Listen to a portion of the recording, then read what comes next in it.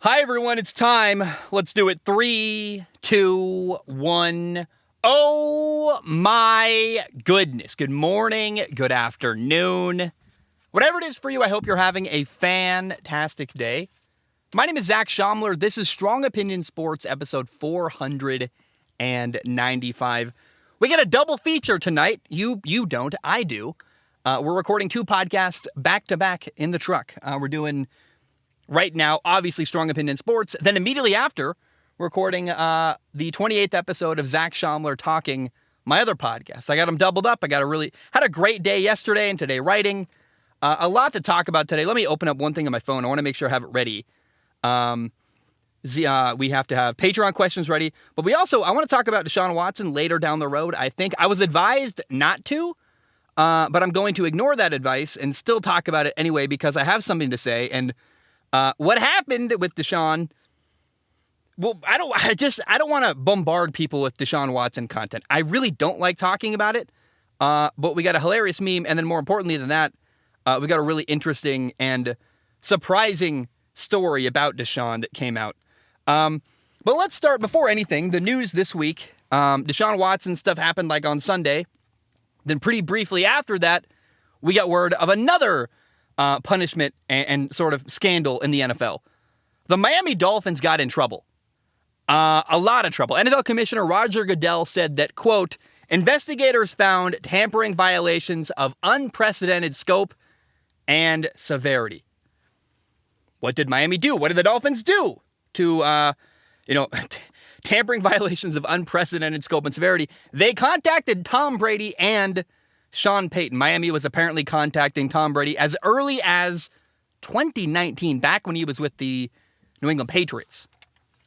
Apparently, Miami tried to recruit Tom Brady to Miami. They also tried to recruit Saints head coach Sean Payton. He's now, former Saints head coach Sean Payton. He retired, but in January of this year, 2022, without permission, Miami contacted Sean Payton's agent, Don Yee, about him being the next head coach in Miami. That was before he retired. Then when he did retire, after he retired, Miami did ask the New Orleans Saints formally for permission to talk to him about hiring him, and they were denied permission. But apparently, permission's nonsense to them. They don't care. They do whatever they want, and they got in a lot of trouble for it. Here's what happened. The Dolphins got found and caught tampering and trying to poach other teams', players and coaches. And here is the severe penalty they've been given. The Dolphins have had their 2023 first-round pick taken away, as well as a 2024 third-round pick that has also been stripped away from them. And this is for, quote, violating the integrity of the game. This is a big deal. Losing your first-round pick for next year, that's a big blow, especially when you hear why they got some of the stuff going on and some of their goals as a franchise. You're like, oh, man, they really wanted first-round picks, apparently, and didn't work out for them. On top of that, on top of losing the first-round pick for next year, the third-round pick for 2024, Dolphins owner Stephen Ross has been fined $1.5 million and suspended through October 17, which is the first 6 weeks of the season. Look, losing your first-round pick really, really sucks. That's a big deal. But for the Dolphins owner, that's not a very harsh penalty. $1.5 million is nothing to him. He's a billionaire. He's a billionaire owner. He blows his nose into $1.5 million and never thinks about it ever again. Now, here's the big angle here. There's a lot more to talk about. We will in a second. But I want to first say this, is that there's one person, surprisingly, who's a part of the Miami Dolphins who hears this news. Oh, we lost our first-round pick for next year. And he takes a deep breath and probably feels a sigh of relief and a feeling of, oh my goodness, this takes a lot of pressure off. Guess who wins when he finds out the Dolphins lost their first-round pick for next year? Miami Dolphins quarterback Tua Tagovailoa. They're not going to have a first-round pick next year, and so it's going to be even harder to replace him. I thought that this year was Tua's final shot, his final opportunity, and now I think he might have 2 years to prove himself. And I want to go to Patreon. I wasn't going to do this, but I'm going to read it early. We got a write-in on Patreon about this, so I want to try to find it if I can and bring it up. I was going to do it later, but Daniel wrote in on Patreon. Daniel said, What does Tua have to do to, quote, prove himself? If you were the GM or coach, would a slightly above average statistical year and one and done playoff appearance convince you to commit to him long term? What does Tua have to do to keep his job in Miami? I think there's a lot of answers to this, lots of outcomes and lots of ways he could do something good to keep his job. I think winning a lot of games, hey, if it ain't broke, don't fix it, let's keep him around. Or if Tua has a great year, if the Dolphins are bad, but statistically he kills it, I think the only thing Tua can't do this year is be the reason why Miami is losing football games. Like that cannot happen. Ideally, he goes out there, he kills it, he puts up big numbers, and they win. But I think if they just win and he's okay, they're going to keep him around. If they lose, but he's still killing it, they're going to keep him. He just cannot, like I said, he cannot be the reason why the Dolphins are losing games this fall. If that's what's going to happen, they're going to pick a quarterback in the second round. They're not going to care. But I do believe that, in a weird way, not having your first-round pick next year takes the pressure off of Tua Tagovailoa just a little bit. Like, okay, hey, I got to do all right, but they're not going to have an early first-round pick to replace me with next year. That's a good thing for Tua. There's a couple other things I want to talk about here. Number one, I want to point out that the NFL put this out after Deshaun Watson was given a 6-game suspension. I like conspiracy theories. I enjoy going, is there more to this? And I do wonder if maybe they waited, the NFL, waited to announce the penalties for Miami, hoping it was going to distract people away from the fact that Deshaun Watson only got suspended for 6 games. And later down the road, I think they're going to give Deshaun Watson a harsher penalty, try to get good PR from that. I think this was kind of a, hey, let's hold this for a second and wait till Deshaun's stuff comes out. Because it was like dominoes, bang, bang, back to back, and that did not feel like a coincidence to me. Now, during their investigation, the NFL found that Miami never intentionally lost games in 2019. The NFL said they didn't tank. That's their official way of putting it. Remember, former Dolphins head coach Brian Flores accused Miami's ownership of encouraging him to tank. And here's a weird thing, though. The NFL investigators did find that Dolphins owner Stephen Ross reportedly shared his belief that the team should prioritize their draft position rather than their win-loss record. How does that play out? How do you prioritize your draft position instead of winning and losing? Tanking. So basically, the NFL admitted that Stephen Ross, the Dolphins owner, wanted to tank. They just couldn't catch him hard enough, I guess, right? They probably didn't have anything in writing. I would even, let's be honest, again, conspiracy theory Zach Schaumler believes the NFL would want to hide that. Even if they discovered the team was tanking, I'm not sure they would want to admit that publicly. I think, in fact, it behooves them. They benefit from pretending, we don't know what you're talking about. They didn't tank. They weren't trying to lose games. I don't think they were because the head coach, Brian Flores, was trying to win.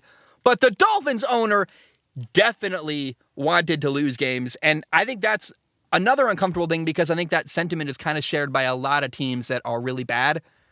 If your team sucks at the end of the year with 3 games left to go when you're close to the first-round pick, your owner can't say this, but he doesn't want to win games. He wants to have the number 1 overall pick and get the best player available. That's what your goals shift to. And while the coaches and the players are trying to win because their jobs are on the line and losing games makes them look bad and playing badly makes them look bad, like they are trying to put something good out for the rest of their career, the owner probably always wants the team to lose games at the end of the year if you're doing bad because the worse you do, the better draft position you're in and the better player you get in the draft in the first round. So I think part of why they didn't come down so hard is that the secret knowledge around the NFL is, a lot of owners probably share that sentiment, so we don't want to come down that hard on a guy for just thinking that. Now, they don't want to remove the appearance of the integrity of the game.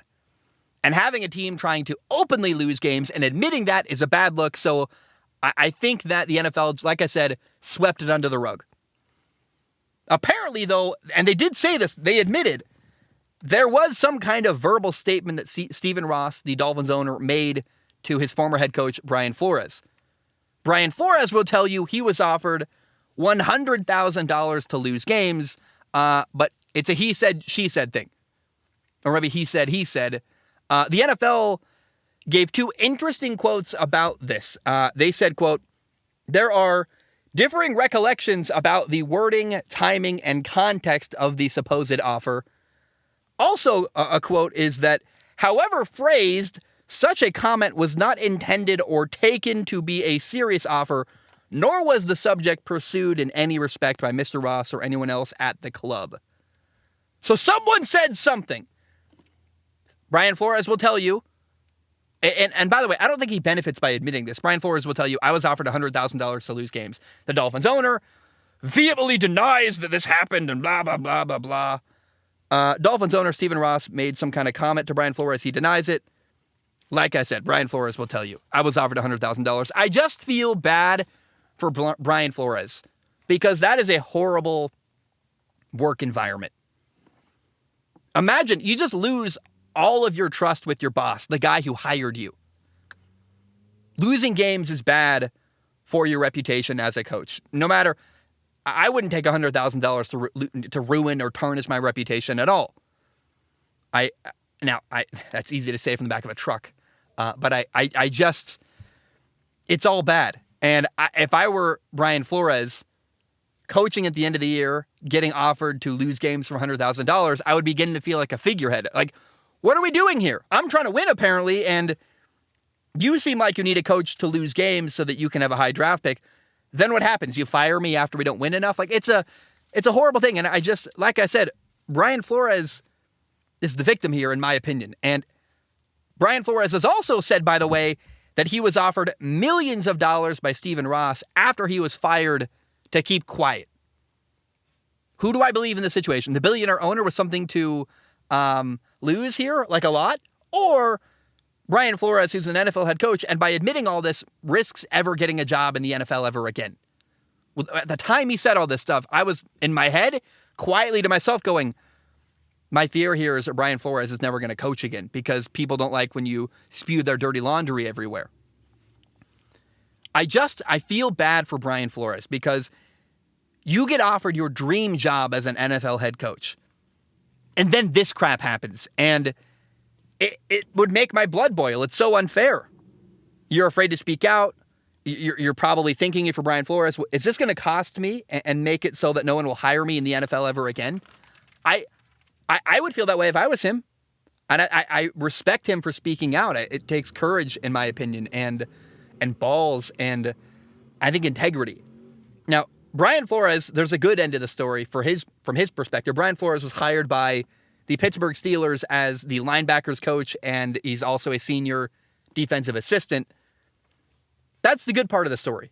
Brian Flores is too good of a coach to be sitting at home watching football like that. That's terrible. He's too good. I'm glad he's coaching somewhere, and good on Mike Tomlin, the head coach in Pittsburgh, and good on the Steelers for hiring him, giving him an opportunity to coach. And, Mike Tomlin had his back. Remember, they hired him in February after Brian Flores announced he was suing the NFL for racial discrimination. So that's a cool end of the story. Now, after the NFL penalized the Miami Dolphins, here is a statement from their owner, Stephen Ross. Here is what Stephen Ross said. "The independent investigation cleared our organization on any issues related to tanking and all of Brian Flores' other allegations. As I have said all along, these allegations were false, malicious, and defamatory. And this issue is now put to rest. With regards to tampering, I strongly disagree with the conclusions and the punishment. However, I will accept the outcome because the most important thing is that there be no distractions for our team as we begin an exciting and winning season. I will not allow anything to get in the way of that." So he strongly disagrees with the conclusions of tampering. He doesn't think he tampered, apparently. He thinks he can do whatever he wants. Again, he's a billionaire owner. It doesn't shock me there. It's hard not to imagine the smugness behind his voice when you read that, especially when you deliver it the way your boys acted. Smug as heck. As smug as I can be, I guess. I don't mean to do that, but like I said, Stephen Ross is a billionaire real estate developer. The Michigan School of Business is called the Stephen M. Ross School of Business at Michigan. So I find it, I want to say a lot of words. I try to have a family-friendly show. I cuss a lot on my other podcast, Zach Shalmer Talking. This one, we keep it clean. So let me put it as nicely as I can think to say it. I find Mr. Stephen Ross very unlikable, is maybe the nicest way I can put that. He is you ever hear a blank canoe? He's a blank canoe. I don't like him at all. Now, Brian Flores, the Dolphins' former head coach, also put out a statement. Here's what Brian Flores said. He said, "I am thankful that the NFL's investigator found my factual allegations against Stephen Ross are true. At the same time, I am disappointed to learn that investigator minimized Mr. Ross's offer and pressure to tank games, especially when I wrote and submitted a letter at the time to Dolphins executives documenting my serious concerns regarding the subject at the time, which the investigator has in her possession. While the investigator found that the Dolphins had engaged in impermissible tampering of, quote, unprecedented scope and severity, Mr. Ross will avoid any meaningful consequence. There is nothing more important when it comes to the game of football itself than the integrity of the game. When the integrity of the game is called into question, fans suffer and football suffers." So he said, yo, you all but said he did give me a like he's basically like, you guys admit he wanted to tank, but why aren't we doing anything about it? And he put it in writing apparently too, which I love that. I love the thought that Brian Flores has offered this amount of money, and the first thing he does is send an email probably to put it in writing and be like, yo, here's what happened. I need help. And let me give you advice, by the way, out there. If you're ever in a bad situation, put stuff in writing. Make a paper trail, because that will help you in court and whenever you need to prove that this happened. Make a paper trail. Brian Flores, as soon as he could, made a paper trail. Wouldn't shock me, by the way, if he called Bill Belichick and asked him for help, his former head coach in New England. In my opinion, Brian Flores is the overwhelming victim here. And he's right, by the way. Stephen Ross will avoid any meaningful consequences. He's a billionaire. $1.5 million and a 6-game suspension is a slap on the wrist, and it's shameful and it's frustrating. Now, here's a really interesting wrinkle, though, that I absolutely love in this story. Stephen Ross, Dolphins owner, I've said it many times, you probably know his name too much by now. Stephen Ross is suspended through October 17th, the first 6 weeks of the year. The first game back for Stephen Ross is week 7. Is on October 23rd. And guess what? It's so juicy. I love it so much. The game will be Miami hosting the Pittsburgh Steelers on Sunday Night Football. So Stephen Ross's first game back is going to have Brian Flores on the sidelines in Miami coaching for the other team. Oh, hallelujah. I love that. That's wonderful. Can't wait for that. Now, all this stuff, right? I have come to detest. I really do not like the Miami Dolphins owner, Mr. Stephen Ross, the pompous, arrogant, smug son of a gun. I really don't like him. And it puts me in a weird spot because sports are weird. I love Miami's quarterback, Tua Tagovailoa. He's one of my favorite players in the entire NFL. I lived in Hawaii. I feel a connection that way. I love his family. I love who he is. I love his energy. I love Tua, and I root for Tua. And Mike McDaniel, their head coach, might be my favorite coach in the NFL. I love his personality. He's got a Mike Leach quality to him where he avoids actually answering questions by being interesting and fun. I think he'd actually probably be a great actor. I find myself rooting for Miami heavily. I love the guy. Mike McDaniel is a smart offensive coach. He's fun. He's entertaining. I want Tua to succeed. It's like a little engine that could. I just want him to do well. And so I'm rooting for them. I am. And I'm not going to let my hatred for their owner stop me from enjoying watching the Miami Dolphins, because Stephen Ross is not going anywhere.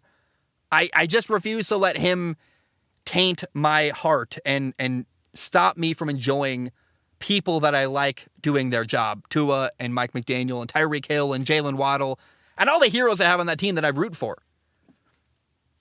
I want Tua to do well. Mike McDaniel's my favorite personality in coaching, and I want to see him win. And so I think if you're a Dolphins fan, I'm not a Dolphins fan. I'm a fan of people. I root for people in sports, not teams. But if you're a Dolphins fan struggling with all this, like, I hate the owner, this is embarrassing, this is shameful, it's okay.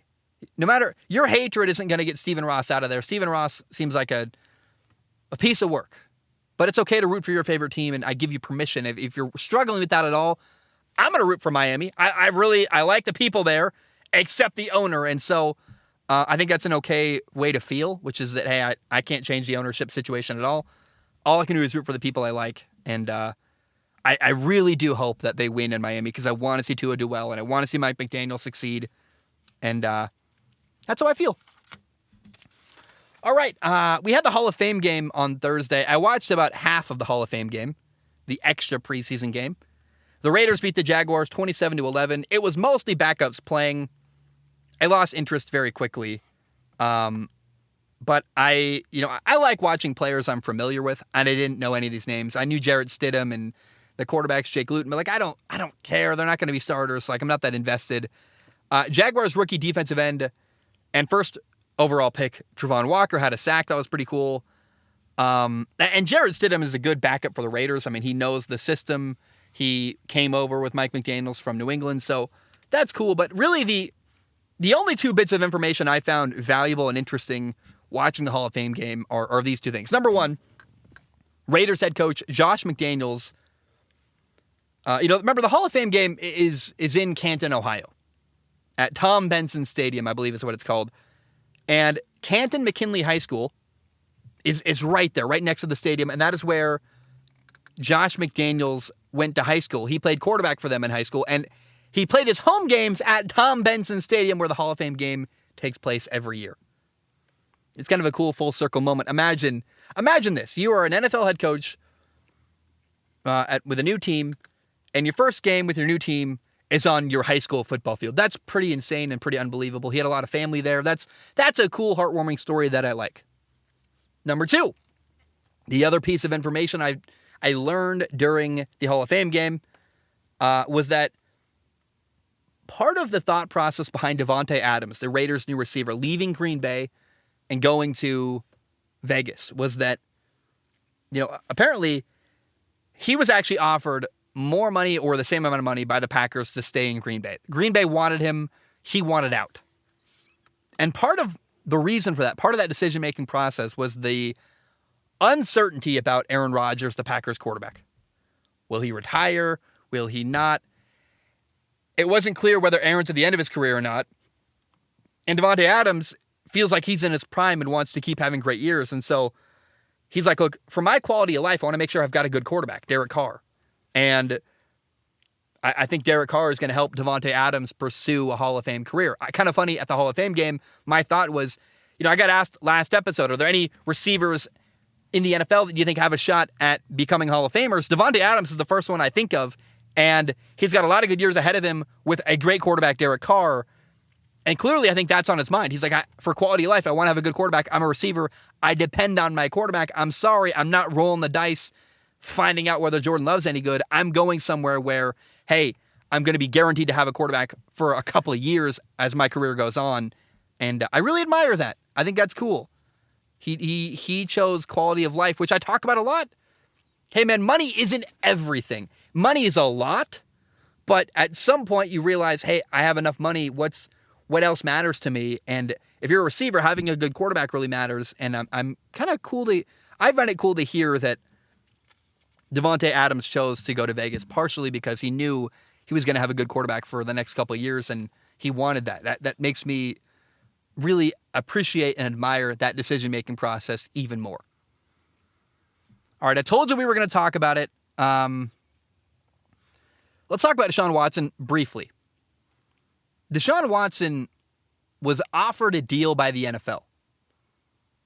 The deal reported by Sports Illustrated was apparently the NFL's final settlement offer to Deshaun Watson was that he would be suspended for 12 games and would also be fined $8 to $10 million. And they shot down, Deshaun Watson's camp shot down that offer because they did not want Deshaun suspended for more than 6 to 8 games, and he wasn't willing to accept a heavy fine. In my opinion, that's if you're Deshaun Watson, you're suspended 12 games and fined $12 million. You got out pretty good. The fact that he didn't have the self-awareness to accept that deal is crazy to me. And here's the thing. If billionaires who've got a lot of power over you tell you to do something, you got to play ball. He didn't. He refused to take that offer. He got given a 6-game suspension, what the NFL is appealing. And we're going to soon hear what the NFL decides about his ultimate penalty. I would not be shocked if the NFL punishes Deshaun Watson, not only for what he did, but for not falling in line, for not listening to their offer. Because here's the thing. What does the NFL care about? Do they care about the women? I don't really think so. I don't believe the NFL really cares about the women that are accusing Deshaun Watson. What they care about is PR and money. And it's bad PR for Deshaun Watson to lose a tiny amount of money and only 6 games. He's got to take a hefty penalty because that's better for the public image and perception of how it's viewed. So you got to suspend Deshaun Watson for 12 games and fine him a lot of money. And because they already offered him that and he refused, he fought it, he wouldn't play ball. I would not be surprised at all if the NFL actually comes down even harder on Deshaun Watson, suspends him like an entire year, and fines him now like $20 million, even harsher, because again, they tried to play ball with Deshaun Watson. They gave him an offer they thought was fair, and I think, thinking about it, 12 games, $12 million, hey, that's not that bad. You take that. Hey, you get to play football again, you get to play this year. I would not be surprised at all if the NFL suspended Deshaun Watson for an entire year and came down even harder on the penalty because, again, what does the NFL care about? They care about optics. They care about people on Twitter. They care about how it appears to their audience, which are a lot of men and a lot of women who care about women. You got to punish Deshaun Watson for a longer suspension and fine him a hefty amount of money. And I find it insanity that Deshaun Watson didn't realize that and just accept a 12-game suspension and an $8 to $10 million fine. That, the arrogance and the lack of awareness to me to not play ball when billionaires tell you what to do is crazy. Especially a billionaire could tell me something and I'd be probably scared and probably do it, but they don't have as much power over me. They're not employing me. Deshaun Watson is directly employed by billionaire owners, and when they tell you what to do, you do it. So I'm telling you now, I'm expecting Deshaun Watson to get a hefty fine and a longer suspension because that's what is optically good for the NFL to do. So that's my 2 cents on Deshaun Watson so far and what's gone on recently. All right, here's a fun story. Fun and interesting. The Steelers have given receiver Diontae Johnson a contract extension. He's been holding in at training camp, meaning that he's been around, but he's not been practicing and putting his body on the line without a new contract. Now, his new deal is a 2-year extension worth $36.71 million with a $27 million guarantee. So he's going to make $27 million, gets a 2-year extension. I love to see it. I love seeing a talented young receiver get paid. And he was the last young guy that I was kind of waiting around for to get paid. It was Terry McLaurin, Deebo Samuel, DK Metcalf, and Diontae Johnson. He got paid. I like it. I think it's a decent amount of money. I think it's fair. He's 26 years old. He turned 26 in July, so he's a new young 26. He's going to be a free agent in 2025. I don't have too much to say here. I think it's the right amount. He got paid less than DK Metcalf and less than Deebo Samuel, but he's also accomplished less than them. And I think he can prove his worth. He can prove whether he's worth more between now and 2025, and I think both sides win here. The Steelers didn't have to break the bank. They didn't have to make a crazy long-term commitment and overextend themselves.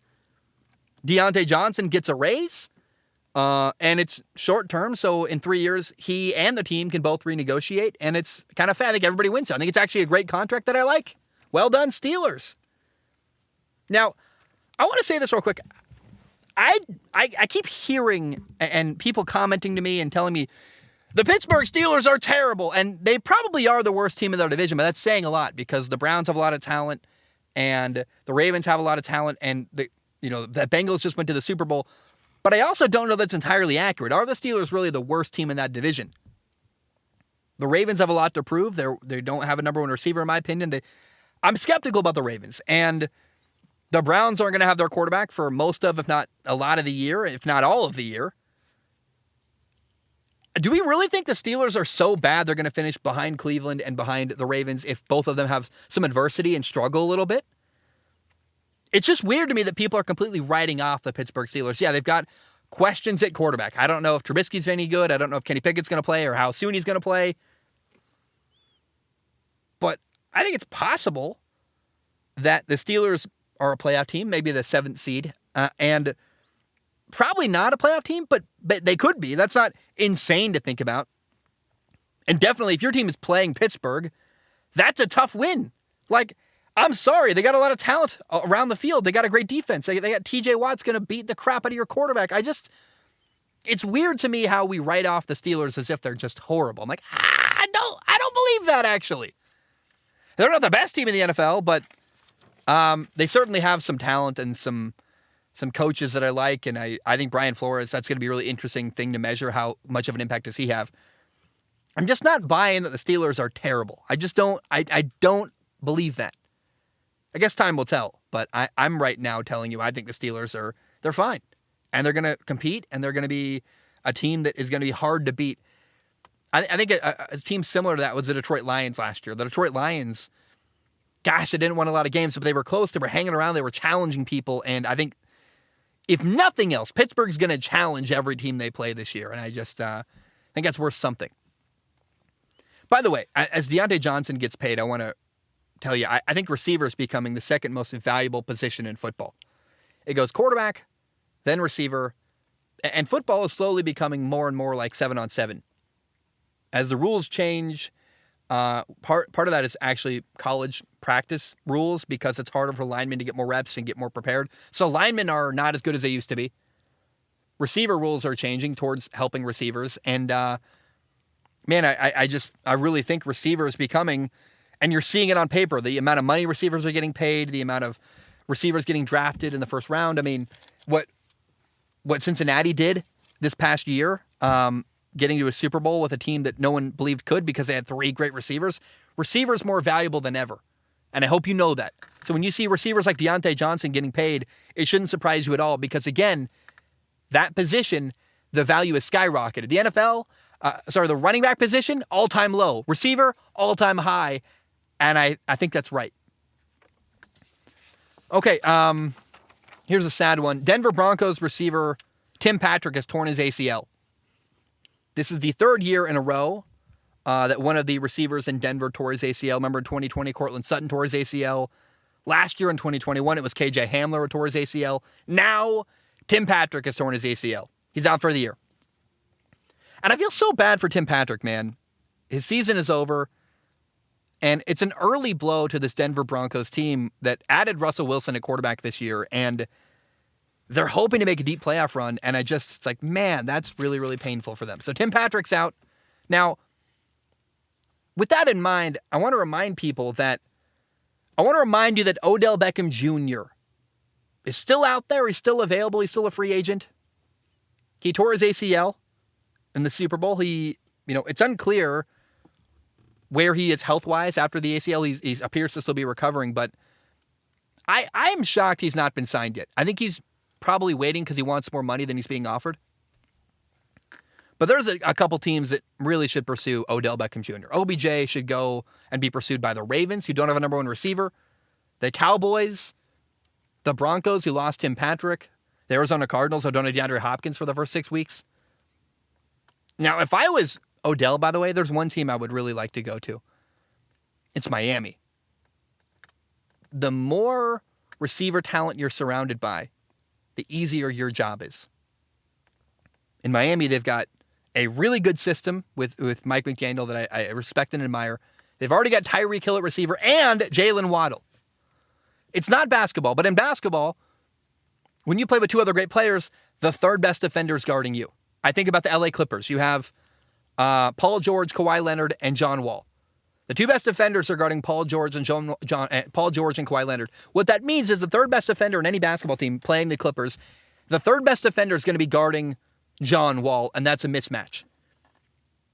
football's different. There's different schemes, but still, I like the thought of your number 3 corner matched up 1-on-1 against Odell Beckham Jr.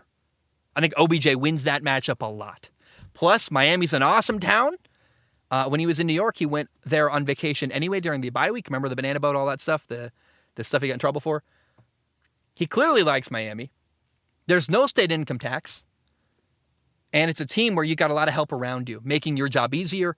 You're open more often, I would think. And so I think keep your eye. I'm really, really curious to see where Odell Beckham Jr. is going to go. And I can't wait to find out. All right. Legendary broadcaster Vin Scully has died. He died on August 2nd at the age of 94. He was the voice of the Dodgers, but he was also so much more than... He did so many other things other than being the voice of the Dodgers. For example, in the 80s, when he was with CBS, he called, quote, The Catch, Joe Montana's legendary throw to Dwight Clark for a touchdown in the NFC title game to get into the Super Bowl. And I don't have much to say about Vin Scully. He was a little bit before my time, but I respect the guy. I admire him. I loved listening to him doing Dodgers games. And Vin Scully was an all-time great. Rest in peace. He made the sports world better. And I'm sad to see him pass. All right. It's time for Sports Screenshots. It's a segment where, look, I see interesting stuff on Instagram. Interesting, fun, whatever stuff. I share it here. Screenshot number 1 today, if I can open my album on my phone. Screenshot number 1 is about Texas football. There's a Twitter account, Texas football with 3 L's, an extra L. It's a fake Twitter account for Texas football. I find them hilarious to me. You know, they tweet stuff like, we'd like to wish our daddy a wonderful Father's Day. Happy Father's Day at Oklahoma football. And it looks exactly like the Texas football account. That's hilarious to me. Or they tweet stuff like, we're the only Power 5 program to lose to Kansas twice in a 5-year period. Hashtag built different. Hashtag this is Texas. Hashtag Texas fight. Or they do stuff like, we're 70-55 in the last 10 years, 0 conference championships in the last decade, 2 losses to the Kansas Jayhawks. Welcome to Texas, Arch Manning. And it's really funny about this Twitter account. At Texas football with 3 L's at the end, LLL. People reply to this stuff like, not realizing it's a joke, being like, are you really bragging that they're like, you've only won 55% of your games? Like, people really don't understand it's a joke. And I find it hilarious. I love it. It's outstanding. Screenshot number 2. Quan Alexander is signed with the New York Jets. He's a linebacker. Not a lot to say here, just kind of a prompt to throw this out there. I'm hopeful, man. He's got a lot of talent.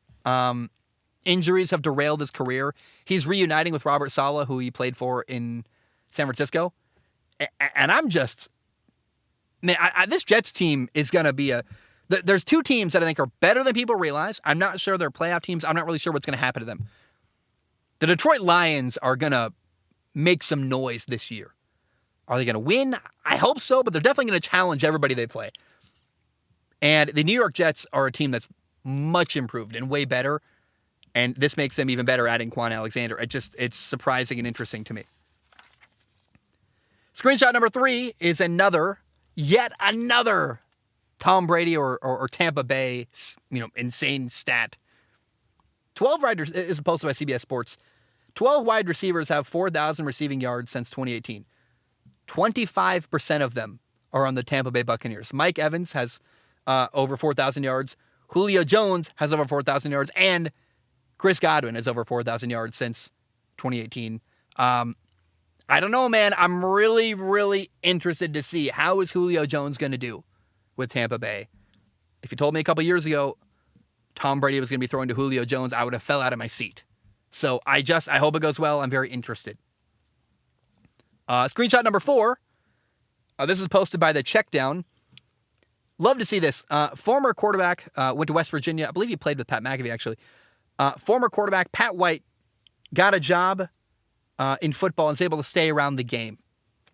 I think I love hearing that. So, by the way, he was the LA Chargers have hired Pat White to be an offensive assistant, similar to JT Barrett going to the Detroit Lions. I love when you hear about a guy who's their playing days are over, and they found a way to stick around the game and start a coaching career. And I don't know, wouldn't be shocked if Pat White someday was an offensive coordinator in the NFL. And by the way, this makes me think of my friend Riley Hennessy. Riley Hennessy's a guy I've talked to this guy for hours. I love him so much. We played against each other in high school. He played D1 quarterback at Eastern Washington and then Central Washington.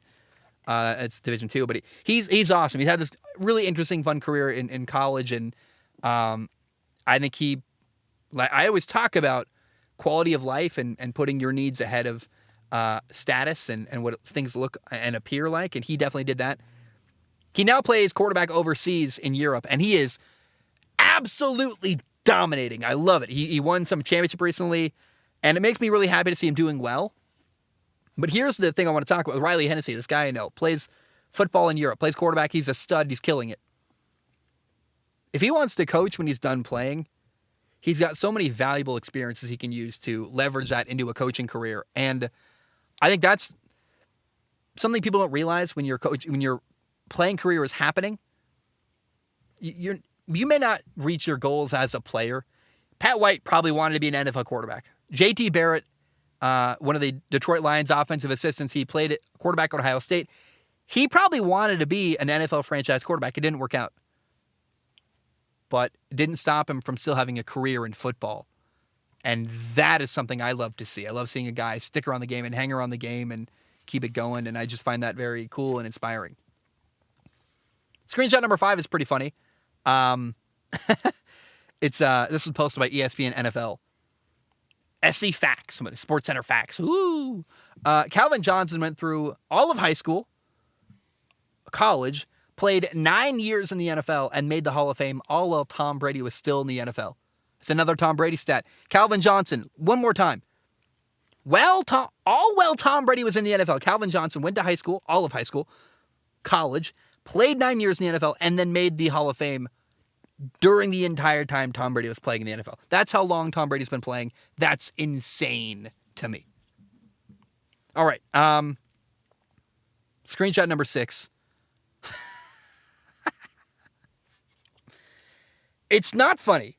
Exactly. It's not exactly funny. It's about Deshaun Watson. Apparently, this is posted by All Sports Culture. Shout out to them for finding this and making this graphic. Apparently, this year's National Massage Therapist Convention is held in Cleveland, Ohio, where the Cleveland Browns quarterback, who got accused of sexually assaulting a bunch of massage therapists, plays football now. Do we live in a simulation?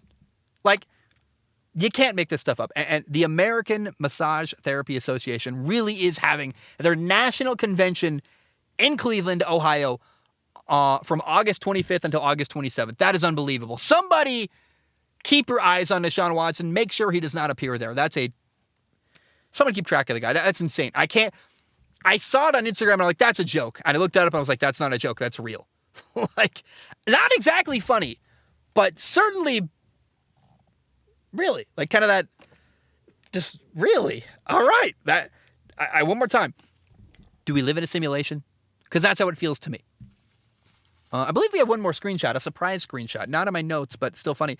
Shout out to Brett Coleman. Brett Coleman, buddy of mine, he made a Discord for his Patreon exclusively for his Patreon members today. He blew up, got a bunch of people to go to his Patreon exclusive Discord like really fast. And one of the gems we found was someone saying this needs to be a patron emote, LOL, and it absolutely should be an emote. I'll add that. And then it already is an emote. And it's a picture of Brett Coleman making the most hilarious face. And I just want to put it on screen. It's funny. I made me laugh, made my day better. I texted him this picture. I'm like, dude, this is hilarious. And I want to find out how to use this in my editing more. This picture of Brett Coleman just going like, ah.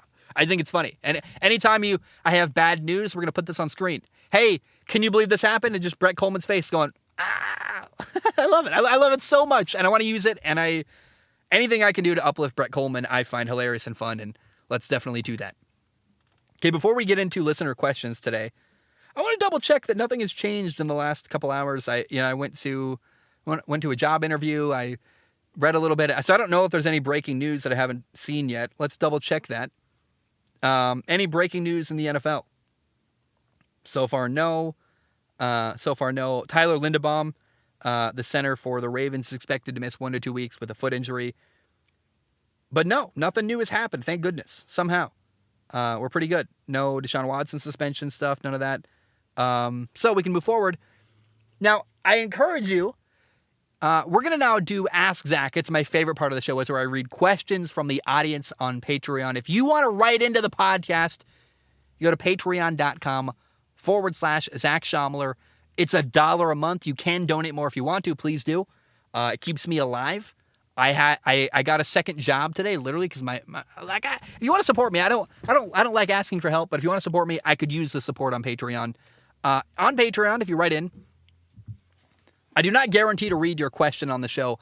My only guarantee is to look at every single question with my eyeballs and to pick the top couple to read on the podcast. By the way, on top of getting to write into Strong Opinion Sports on Patreon, you also get to write that same dollar. I stretch it as wide as I possibly can. You also get to write into my other podcast, Zach Schaumler Talking, and you get my other podcast, Zach Schaumler Talking, early on Patreon. So for $1 a month, you get a lot of stuff. I try to give you as much value as I possibly can, and we start today with John.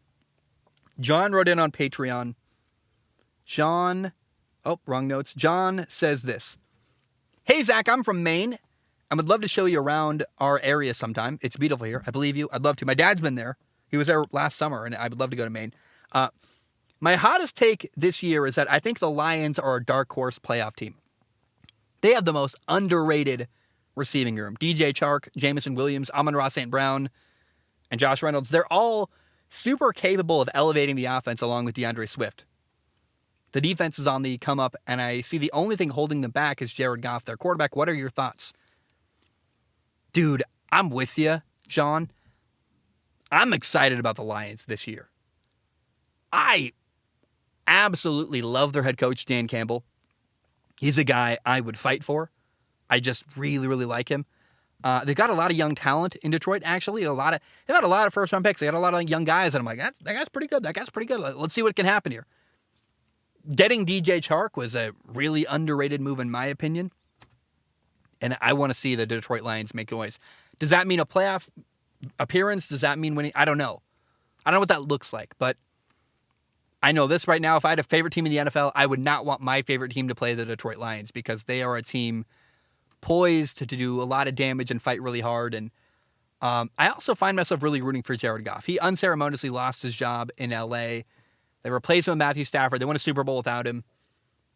And I don't know. I just find myself rooting for Jared Goff. I want to see him do well as a quarterback in the NFL, and I hope he can do that. All right. Josh writes in and says, it feels like every year there's a late-round quarterback who ends up starting and causing some buzz around about his play. Gardner Minshew, Davis Mills. Who do you think has the most potential to do that this year? Probably the most potential? Oh, man. There's a couple guys. I don't think I can choose one. I think Sam Howell has a good shot with the Commanders, actually. I believe 5th-round pick to Washington. Yeah, but maybe not because they got Taylor Heinicke. So if Carson Wentz gets hurt or plays badly, they're probably putting in Taylor Heinicke, not Sam Howell. So probably not Sam Howell, actually. I would want to say Matt Corral, but the problem is in Carolina, they've got Sam Darnold, Baker Mayfield, and Matt Corral. So unless Matt Corral somehow beats out both of them, he's probably not going to play. I want to say Malik Willis in Tennessee, but I think he's going to be a while before Malik Willis is ready to play. I think he's really talented, but Ryan Tannehill is going to be their starter probably all this year. The same way that Jimmy Garoppolo was the starting quarterback all year last year in San Francisco. I think Malik Willis is going to sit and learn and develop a lot this year, maybe play next year, not this year. So maybe my answer is Desmond Ridder in Atlanta. Desmond Ridder is a quarterback sitting behind Marcus Mariota. And, man, I'll tell you, he's got a lot of stuff I like on his film. And accurate, good footwork, works really hard. He has the work ethic of a professional quarterback, already has that. If Marcus Mariota gets hurt or plays badly, Desmond Ridder is the guy who could be a Gardner Minshew, could be a Davis Mills, come off the bench, make a lot of noise and look really good and make people go, whoa, Atlanta's got a quarterback. So that's my answer, Josh. Desmond Ridder in Atlanta is the guy most likely to make noise as a rookie quarterback. That's a guess, obviously, but I think he's got the best opportunity to eventually get on the field and maybe impress a lot of people. Okay, Ryan writes in with a very kind write-in about the bane of my existence, maybe. Almost my favorite baseball team, the Seattle Mariners. Ryan says, "Hi, Zach. I actually just want to give you some reassurance today. The MLB trade deadline is over, and the Mariners actually made a pretty big move to get better in picking up Luis Castillo.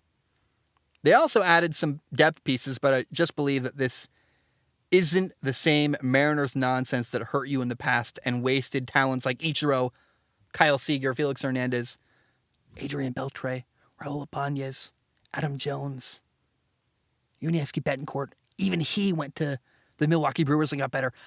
You left out a lot of talented players that have been wasted and squandered, in my opinion. Remember the Mariners had Alex Rodriguez and Randy Johnson and Ken Griffey Jr. Pain. It's just pain. Anyway, he continues and says, the Mariners seem to be making a legitimate effort to win the World Series. I know there's a lot of negative emotions and resentment you have towards a franchise that has earned that resentment 3 times over. What? I don't hate the Mariners. Resentment? Where are you sensing resentment about this baseball team that I hate and detest? Anyway, but I think you can let the Mariners back into your heart, at least for this year, and maybe think back to a time spent with your grandfather. After all, that's what being a fan is about, emotional connection. If I'm wrong, I'll eat a picture of Randy Johnson. Dude, I would kill to watch you eat a picture of Randy Johnson. That sounds funny. Can we do it anyway? You're right. The Mariners are turning a corner, I hope. I'm not going to hold out hope, but I certainly love Julio Rodriguez. I certainly like that they're trying to win, it looks like. Better than the past. And, we'll see. But, I'm not going to get my hopes up. Joshua writes in and says, hey, Zach, who is the breakout receiver for this upcoming year? As in, who is this year's Justin Jefferson or Jamar Chase?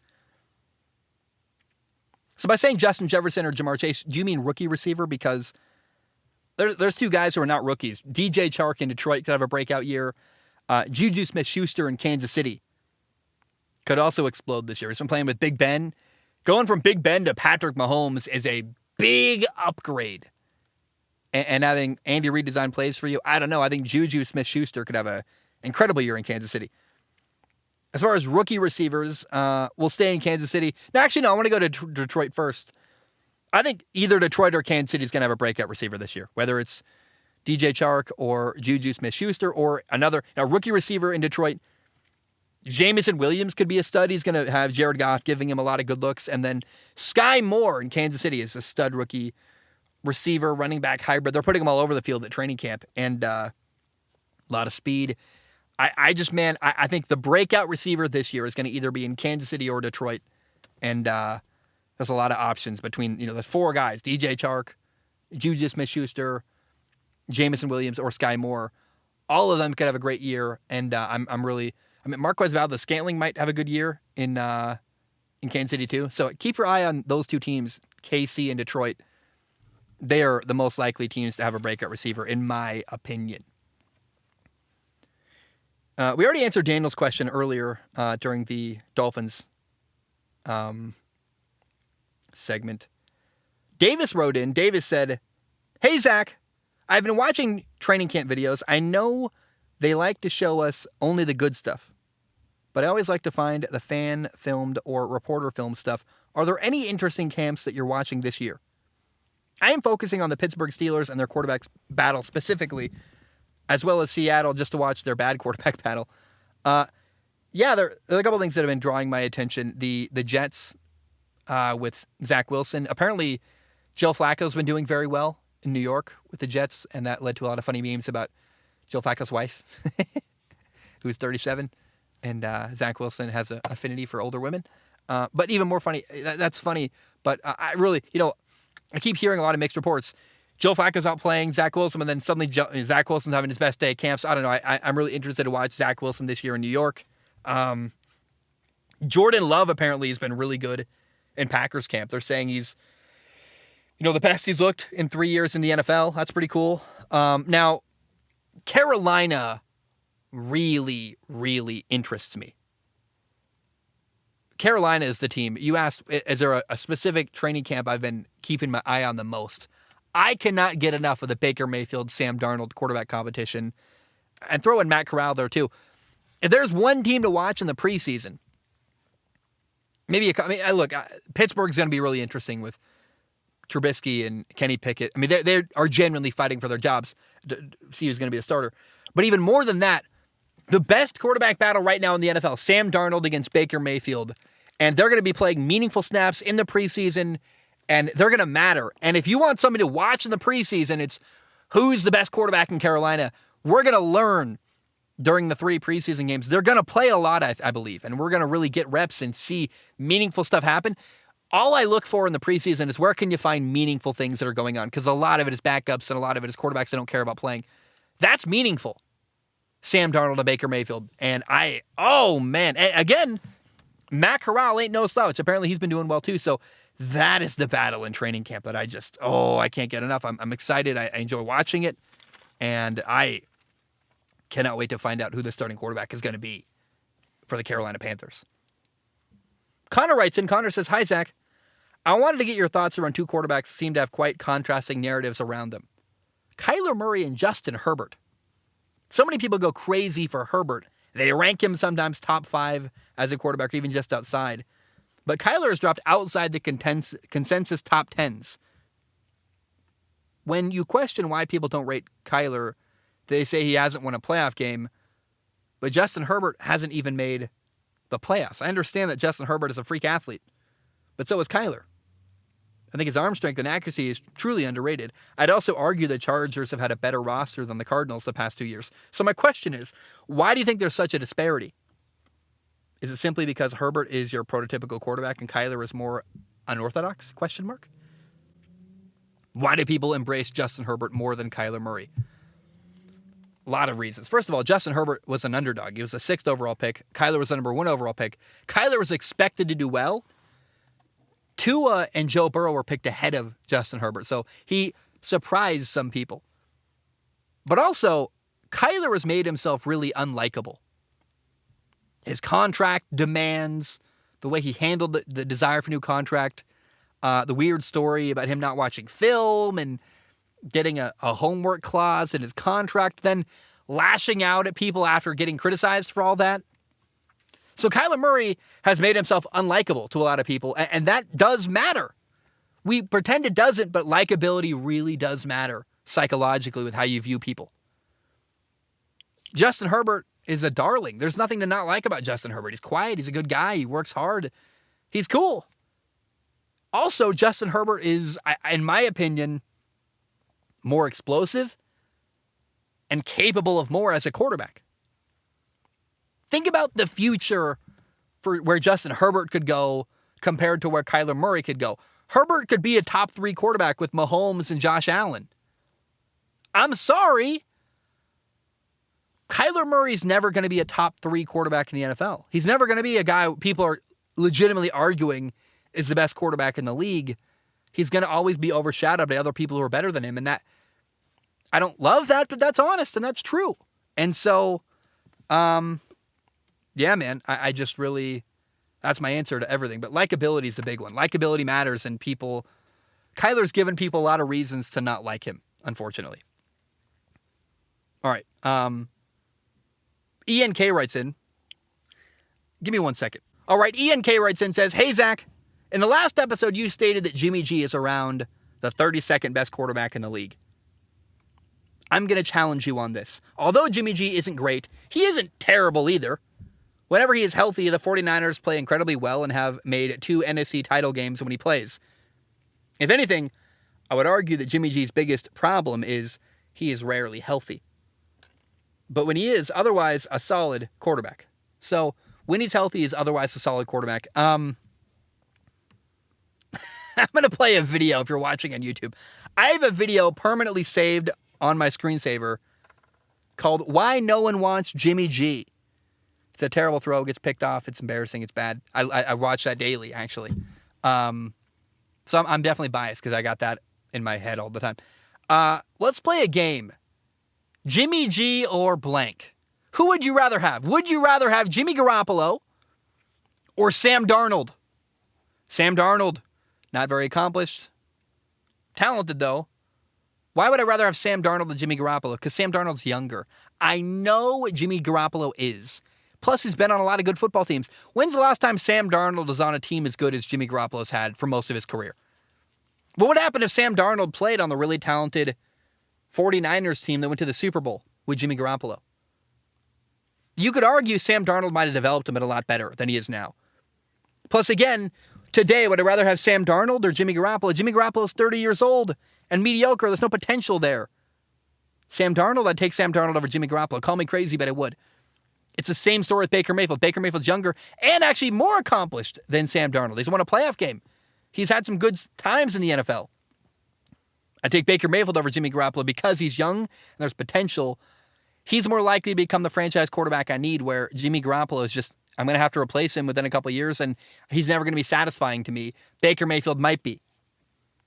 Jalen Hurts can run, can do stuff Jimmy Garoppolo can't. He doesn't get hurt. He's a great leader. I love him. He's young. I'd take Jalen Hurts over Jimmy Garoppolo. Tua. Hey, sorry, age matters. Tua, I think maybe he's as good as Jimmy Garoppolo now. He's boring and not very exciting, not physically gifted, but he can throw checkdowns and do what Jimmy Garoppolo's done in his career. I'd take Tua over Jimmy G because he's younger and has more potential. Same with Zach Wilson. Zach Wilson is so much more talented than Jimmy Garoppolo. It's not even funny. He can run. He can extend plays. He's got a cannon for an arm. He's coming for your mom. Sorry, I got to throw that out there. I take Zach Wilson over Jimmy Garoppolo any day. Justin Fields, same situation. A lot of potential. Talented, young. Take him over Jimmy Garoppolo. I would take Jimmy Garoppolo over Ryan Tannehill. He's younger. He's won more. I trust him more. I'd take Jimmy Garoppolo over Ryan Tannehill for sure. Jameis Winston. Jimmy Garoppolo or Jameis Winston? I go back to, man, I want to coach Jameis Winston. The talent this man has, I think I could win with Jameis Winston, and I'm curious to see what he does this year in New Orleans with a really good team around him. Jared Goff and Jimmy Garoppolo are about the same. I think they're equally mediocre. But we'll see. I think Jared Goff, I'd rather have Jared Goff. He's younger. I think he's going to make a lot of noise this year with a lot of really good receivers in Detroit. I'd take Jared Goff over Jimmy Garoppolo. Davis Mills. Davis Mills is so underrated in Houston. He's accurate. He throws a good football. He doesn't throw a bad football. Jimmy Garoppolo throws a lot of bad throws that you're like, dude, what happened there? Did the ball just fall out of your hand? Davis Mills does not put the ball in harm's way in Houston. I would take Davis Mills over Jimmy Garoppolo. Plus, Davis Mills is younger, more likely to develop into the franchise quarterback I would want. Mitchell Trubisky. I would take Jimmy Garoppolo over Mitchell Trubisky. I don't know why Pittsburgh is going with Trubisky and not Jimmy G. I really don't understand that. Jimmy Garoppolo's a better quarterback. He's won more. He's more accurate. He's a better decision maker. I trust him more. I would also probably take Jimmy Garoppolo over Drew Lock. However, I wouldn't because Drew Lock's younger, and if I'm Seattle, specifically right now, it behooves you to lose games. Jimmy Garoppolo, you go 6-11 or 7-10, and are you really better off? No, you want to either have Drew Lock, your young quarterback, become a really good quarterback and become your franchise quarterback, or Drew Lock is terrible and you get an early first-round pick next year so you can draft a quarterback to replace him. A lot of Jimmy Garoppolo's problem is that he's a known quantity. He's 30. He's older. No future there. He's also mediocre. Is head-to-head, is Sam Darnold better than Jimmy Garoppolo? Probably not, but he could be eventually. Tua, Justin Fields, Jalen Hurts. A lot of these guys aren't better than Jimmy Garoppolo, but I would take them instead of Jimmy Garoppolo because they're young and there's potential there. So maybe you're right. Maybe ENK, you're right. Maybe Jimmy Garoppolo isn't the 32nd best quarterback in the NFL. But would you take the guy who's the 23rd best quarterback in the NFL, who's a known quantity and getting older and has injury history, or Justin Fields, who's young and I think could become better? Potential matters, age matters, and not a lot of potential for Jimmy Garoppolo, plus he's 30. That's why I probably undervalue Jimmy Garoppolo. I just don't think there's a lot of future there. And if I'm an NFL team, I'm thinking that way too. All right, Uriah writes in. Uriah says, "Hi, Zach.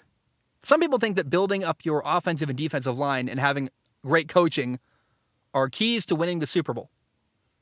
Do you think that line play on both sides of the ball is underrated by some people? Yeah, that's a yes/no question. Yes, offensive line and defensive line play have always been underrated in the NFL. They don't get enough glory. They don't get enough celebration. No one talks about them. My philosophy for building a good team would be to build the offensive line and the defensive line and then get a quarterback.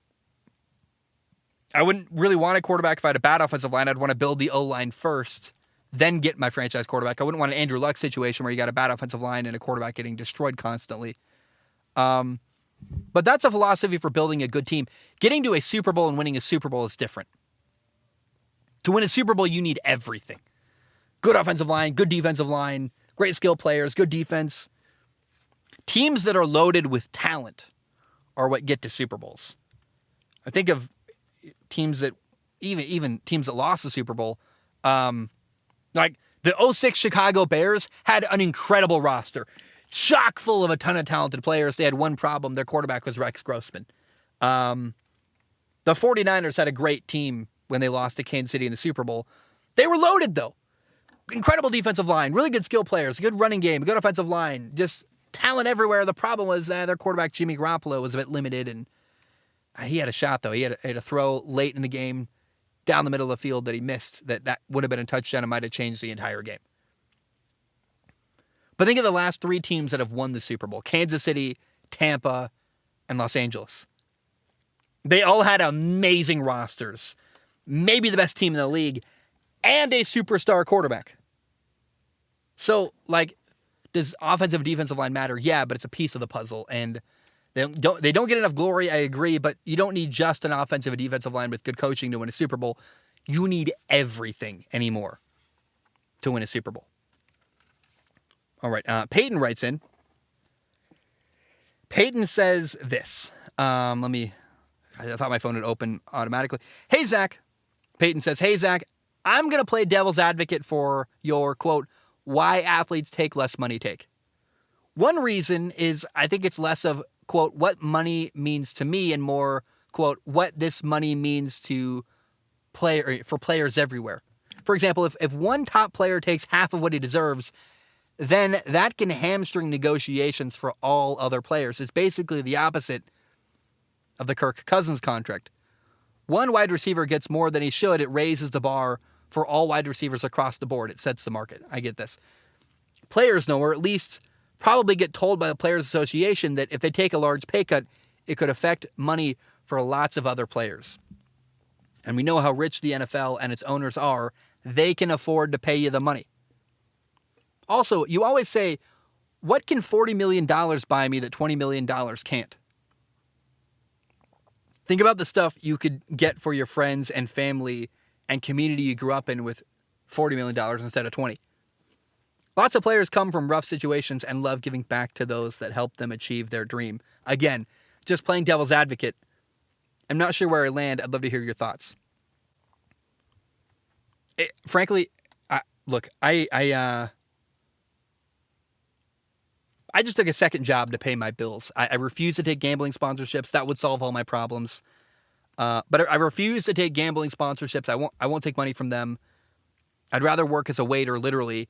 So I have kind of different and weird values when it relates to money. It's hard for me sitting in the back of my truck as an employed waiter now, imagining getting offered $20 or $40 million. Any one of them would solve my problems forever, right? I also know that quality of life matters a lot to me. I would not enjoy being on a losing or bad team. So I'd take $20 million to be in a good team rather than $40 million to be in a bad team. I get what you're saying. I understand all of it. I just think quality of life matters. And for me, I just would hate to play on a team that was bad, with a quarterback that was bad, that didn't have a shot to make the playoffs. I want to win. I enjoy winning. And $20 million or $40 million, I'm set for life either way. I'd want to be in a good situation where I'm getting my needs met and I'm winning lots of games and having good coaching and good people around me.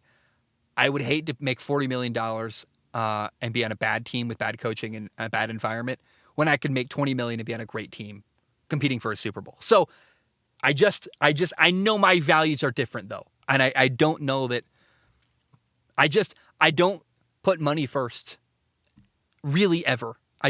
I'm probably the worst person at managing money because I put other people first. I put other values first. I put adventures first. I spend a lot of money to care for people in my life, actually. I value that. I'm the wrong person to ask about this, and I just don't. Again, I got different weird values when it comes to money.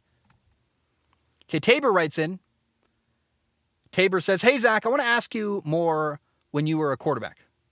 I think it means about when you were a quarterback. Your work on film analysis is great and highly detailed. If you were to look back when you played the quarterback position, how would you judge yourself?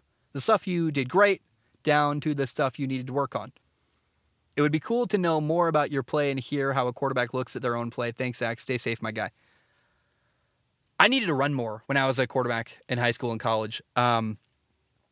I was a better athlete than I acted like. I'm still, dude, I kill it in like football right now, like, flag football and ultimate frisbee and basketball. Like I'm a good athlete, dude. And I really undersold that side of myself when I was in high school. I viewed myself as a pocket passer, which was to my detriment. I limited myself. I'm like, I'm like Tom Brady. I don't run, and I should have ran. I should have extended plays. I should have ran the ball. In fact, my senior year, in the first game of the year, I had a pull where I juked. I spun a guy out. I did a spin move. He missed me, and I ran for like 40 yards. That was awesome. And then like later in the game on the goal line, I fumbled. We got the fumble, but it was really, I got screamed at by my quarterback coach, and it really hurt my feelings. And I didn't run very much after that because he made me scared to run. So I should have ran more, and I should have taken more risks downfield. I was very accurate, but I was too safe. That also stems from fear. I got in trouble with, Trent Dilfer at a quarterback camp told me, "Hey, we need a guy who's going to throw the deep comeback." And I should have challenged him. I've told the story before. I should have said, "Hey, I can make that throw," and done it. But that got in my head, and I didn't throw deep enough. I didn't take enough chances downfield. So should have ran more, and I should have taken more shots downfield. I also threw the ball too much over the top. Watching the way quarterbacks are throwing the ball now, you're seeing more and more of a sidearm slot, which is actually better for your shoulder. I would encourage everyone to throw the ball more sidearm. Watch how Aaron Rodgers throws the football. It's more to the side than it is above his head, straight up above his head. And I should have done that more. Also, here's a lesson I learned. There's a funny video of Joe Burrow skipping conditioning, riding around in a golf cart. Every year when conditioning came in high school football and college football, I worked really hard during conditioning. And I lost my legs. I throw mostly with my legs, throwing the football. My legs really matter. If my legs have energy and aren't tired, I throw the ball really well. I made my life harder by going really hard in conditioning and competing and trying to beat linebackers and stuff because in college, the starter didn't have to condition. I was the backup. And I'm so jealous. He would sit there and watch us, and kind of smugly, I hated him so much. He lied to the coaches and said he had an injury, so he got to save his legs. Meanwhile, my legs were jello by like day 3 of training camp because I was running all the time constantly in conditioning. And my legs, I think if I'd saved my legs, I would have done a lot better too. Because when you lose your legs, it takes a while to recover, and you don't have time during the season to recover your legs when they get worn out. And that definitely affected my play. All right, I think that's all the write-ins from Patreon. Let's see. Yeah, it is.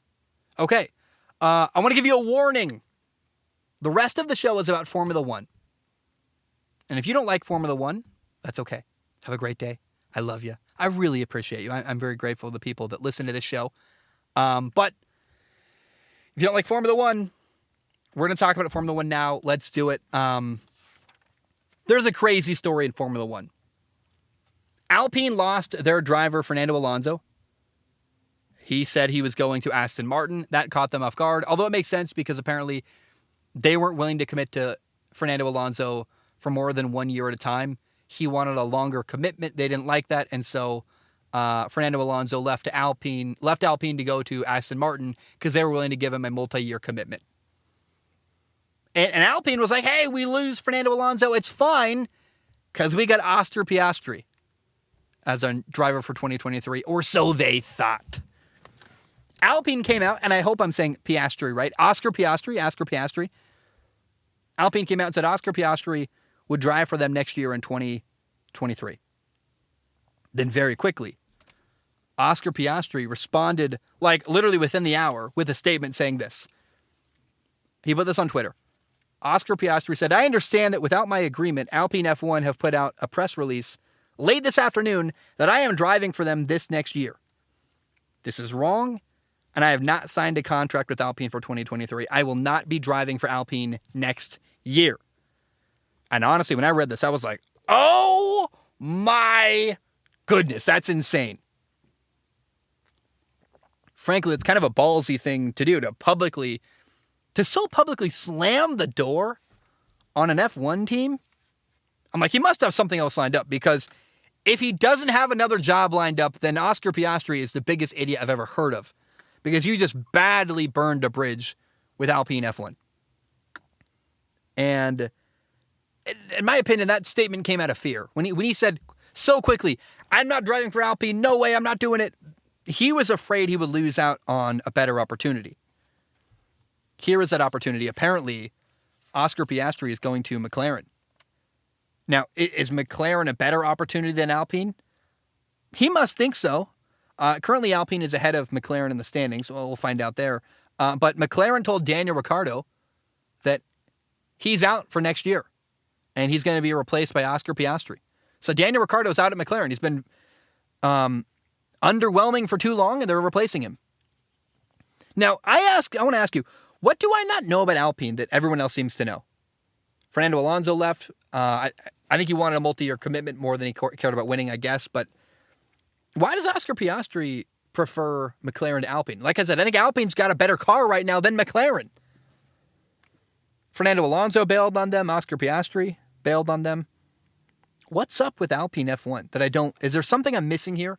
Is there something toxic or terrible in the little underbelly of the F1 team that I'm not realizing? Because I don't really get why, unless I don't know what the hurry was for him to go to McLaren instead of Alpine. I would think actually in Alpine he would have been their number one driver, whereas McLaren has Lando Norris and Oscar Piastri, and I don't really get it. Some reason he chose McLaren over Alpine. I don't know it yet. When I find out, I'll tell you.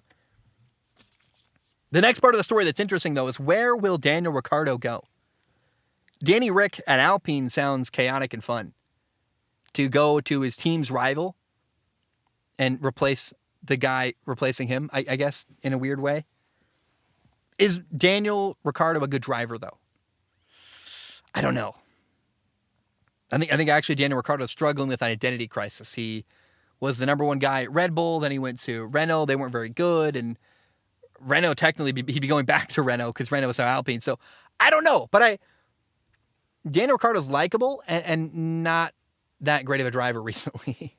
Although he did have a good move the other day where in Hungary he passed both Alpines in one move, Fernando Alonso and